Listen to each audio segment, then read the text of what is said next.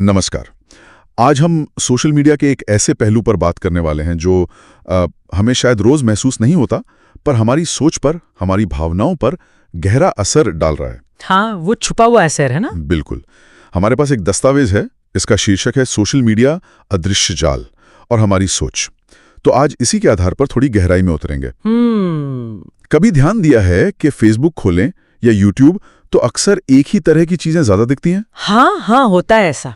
जैसे राजनीतिक पार्टियों की तनातनी या फिर कुछ ऐसी बहसें जो समुदायों में थोड़ा तनाव सा पैदा करें। बिल्कुल, ये पैटर्न तो दिखता है। तो सवाल ये है कि ये बस ऐसे ही है या इसके पीछे कोई वजह है? तो चलिए इसी दस्तावेज की मदद से समझते हैं कि पर्दे के पीछे क्या चल रहा है। ठीक है।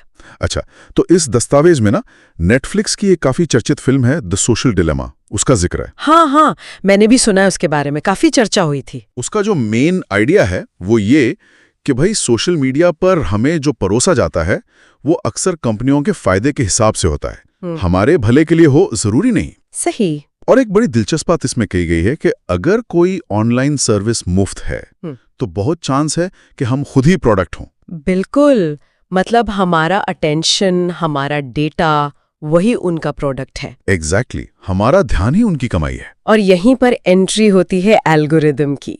ये शब्द आजकल बहुत सुनने में आता है। हाँ, एल्गोरिदम, ये क्या बला है? सीधे शब्दों में कहें तो ये वो कंप्यूटर प्रोग्राम है जो तय करते हैं कि हमें क्या दिखेगा, क्या नहीं। अच्छा। और दस्तावेज के मुताबिक इन्हें इस तरह से डिजाइन किया गया है कि हम ज्यादा से ज्यादा वक्त स्क्रीन पर बिताएं, चिपके रहें।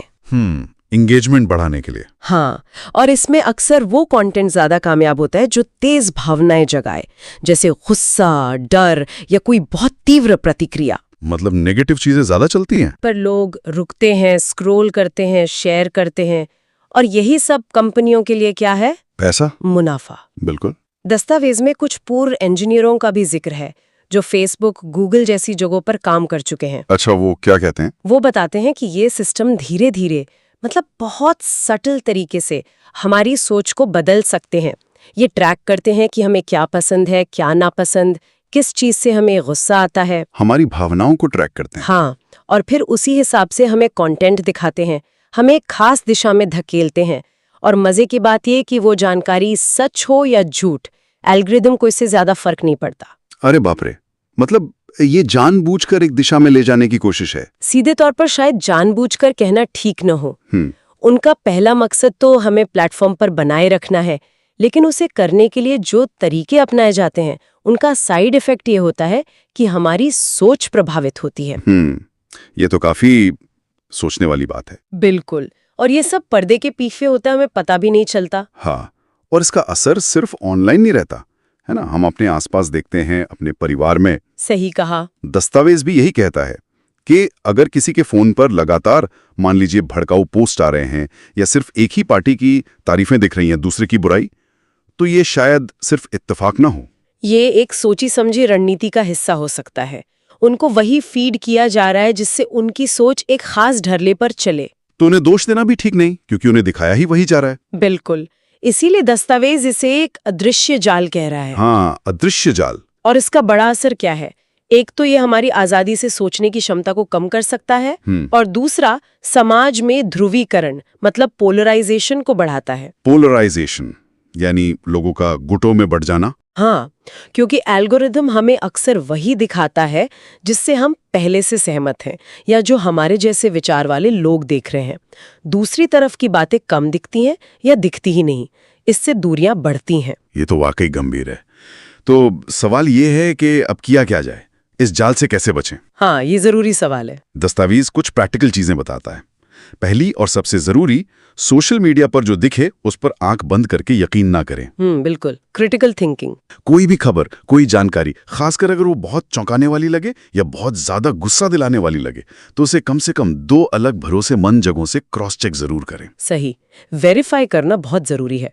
आजकल फैक्ट चेकिंग वेबसाइट्स भी हैं। हाँ, और एक और अच्छी सलाह है, अगर कोई पोस्ट देखकर एकदम से बहुत तेज गुस्सा आए या कोई और तीव्र भावना उठे, तो शेयर या कमेंट करने से पहले ना बस 1 सेकंड रुकें। वो पॉज लेना। हाँ, और सोचें क्या ये पोस्ट जानबूझकर मुझे भड़काने के लिए तो नहीं बनाया गया। ये छोटा सा ब्रेक बहुत फर्क ला सकता है। बिल्कुल, और रिएक्शन देने से पहले सोचने का वक्त मिल जाता है।